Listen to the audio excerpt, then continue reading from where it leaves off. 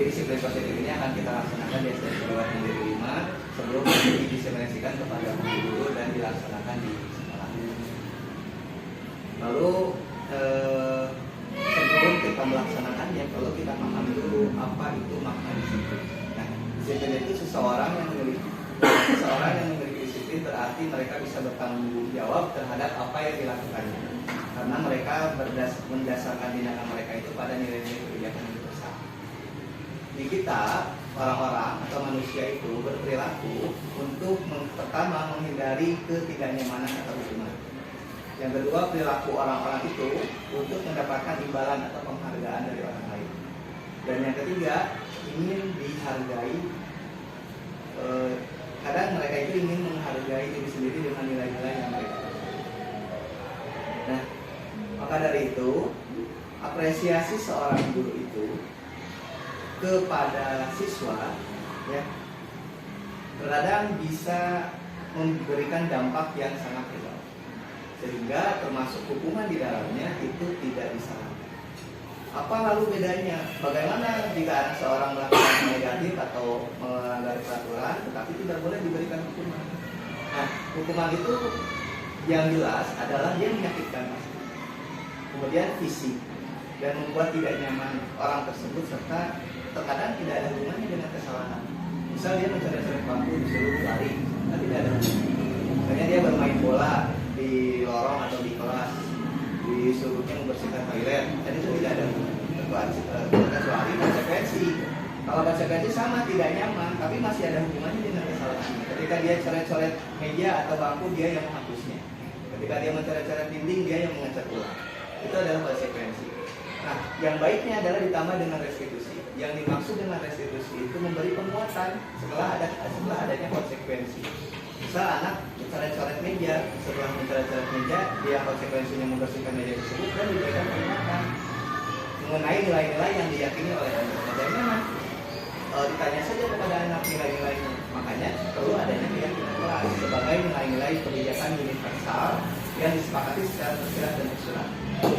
Baik itu terlepas dari latar belakang suku, negara, bahasa maupun agama. Ini landasan dari restitusi. Nanti diajarkan kalau misalnya penguatan tersebut kita dilandaskan pada keyakinan kelas. Lalu apa bedanya dengan peraturan kelas? Peraturan kelas itu biasanya diawali dari larangan. Misalnya dilarang berisik, dilarang buang sampah sembarangan, dilarang berkata kasar, dilarang bercanda saat berdoa. Itu adalah aturan kelas yang bernada negatif. Ada juga peraturan kelas yang dilakukan secara positif aturannya. Dilarang berisik itu tenang saat belajar, itu aturan kelas. Dilarang membuang sampah pada tempatnya. Kata dilarang ini dihilangkan. Dilarang berkata kasar, berkata yang baik. Dilarang bercanda saat berdoa, serius dalam berdoa. Itu aturan kelas. Tetapi berbeda dengan keyakinan kelas. Keyakinan kelas itu misalnya dilarang berisik, mereka sudah punya keyakinan bahwa mereka harus menjaga ketertiban, menjaga kebersihan kelas, berkata sopan santun, kami anak yang bertakwa. Nah, itu keyakinan-keyakinan atau nilai-nilai yang mereka sepakati. Ini harus disepakati antara siswa dan guru. Lalu bagaimana tata cara pembuatannya? Pertama, di kelas tanyakan dulu keinginan aturan pada anak. Bisa saja anak itu ada yang menuliskan saya ingin di sekolah itu tidak berisik. Saya ingin di kelas saya itu anak-anak tidak membuang sampah sembarangan. Maka dia pasti menuliskan dilarang membuang sampah sembarangan. Nah, jika ada anak yang menuliskan seperti itu, maka selanjutnya dicatat surat pendapat pada whiteboard di depan. Kemudian mengganti kalimat negatif tersebut dengan kalimat positif. Misalnya ada seseorang yang menuliskan, saya ingin ada aturan di kelas ini dilarang membuang sampah sembarangan. Ganti saja dengan kalimat positif, yakni membuang sampah pada tempat. Itu termasuk peraturan positif, tetapi belum termasuk kepada keyakinan kelas. Belum. Nah, maka selanjutnya tinjau kembali kalimat-kalimat itu. Barangkali ada 3 anak yang menuliskan dilarang membuang sampah sembarangan, sehingga dihapus saja yang 2-nya, pakai saja 1. Atau menyimpulkan dari 3 tersebut. Kemudian setelah itu baru disimpulkan dan persetujuan murid dimasukkan ke dalam keyakinan kelas. Saya anak yang di dalamnya misalnya keyakinan kelasnya tentang dilarang membuang sampah sembarangan, saya selalu membuang sampah pada tempat. Itu adalah keyakinan kelasnya. Penuhi tong sampah, sampahmu. Tak boleh penuhi tong sampah dengan sampahmu. Itu termasuk ke dalam keyakinan kelas. Sehingga selanjutnya pada akhirnya harus membuat artefak. Apa itu artefaknya? Bisa di dinding, digunakan dengan karton dan sebagainya. Nah, Bapak Ibu, anak-anak itu didasarkan pada kebutuhan 5 kebutuhan dasar manusia, termasuk motivasi kita. Kita itu bertahan hidup, melakukan sesuatu untuk bertahan hidup. Kita melakukan sesuatu karena kita ingin dikasih sayang oleh orang lain dan rasa diterima oleh orang lain. Kita melakukan sesuatu karena kita ingin mendapatkan kebebasan, ingin mendapatkan penguasaan dan kesenangan. Ini juga dimiliki oleh murid. Sehingga kita harus memahami itu dan menjadi di antara 5 posisi kontrol ini.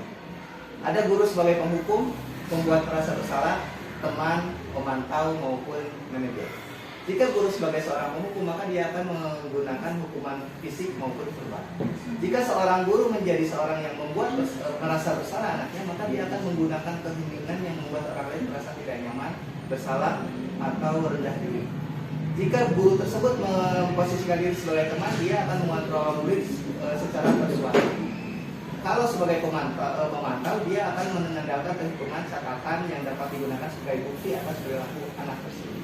Sementara sebagai manajer, guru itu akan berbuat sesuatu bersama murid, mempersilahkan murid, mempertanggungjawabkan perilaku. Nah, disarankan guru-guru menjadi posisi kontrol di antara teman, pemantau, atau manajer, tidak sebagai penghukum dan sebagai pembuat peraturan. Nah, jika anak di manajer atau pemantau atau teman, jika anak melakukan sesuatu yang salah, maka distabilkan dulu identitasnya. Misal anak bermain bola di dalam kelas, bilang saja, ibu atau bapak mengerti bahwa kalian sedang bosan, sehingga kalian merasa ingin bermain bola. Atau dia melakukan kesalahannya, marah karena dipukul teman, sehingga dia memukul balik. Ibu bapak mengerti kalau kalian marah. Ibu bapak mengerti kalau kalian marah karena kalian dipukul. Selanjutnya baru divalidasi tindakannya bahwa itu salah. Bisa tidak bahwa kalau kamu tidak melakukan ini, apakah yang kamu lakukan ini betul? Apakah yang kamu lakukan ini dibenarkan? Sehingga pada akhirnya kalau misalnya dia bilang tidak, tanyakan. Memang keyakinan kelas di kelas kita yang sering disepakati apa? Dia akan bilang menghargai teman dan keyakinan kelas kita apa yang sering disepakati. Nah, itu disebut sebagai segitiga deskripsi. Nah, untuk selanjutnya nanti kita akan memberikan pemahaman ini kepada guru yang lain.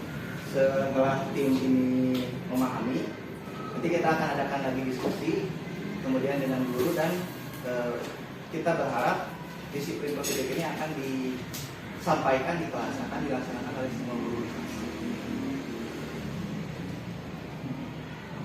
Baik, begitu untuk diskusi hari ini. Semoga ini menjadi langkah awal kita untuk melaksanakan. Terima kasih. Wassalamualaikum warahmatullahi wabarakatuh.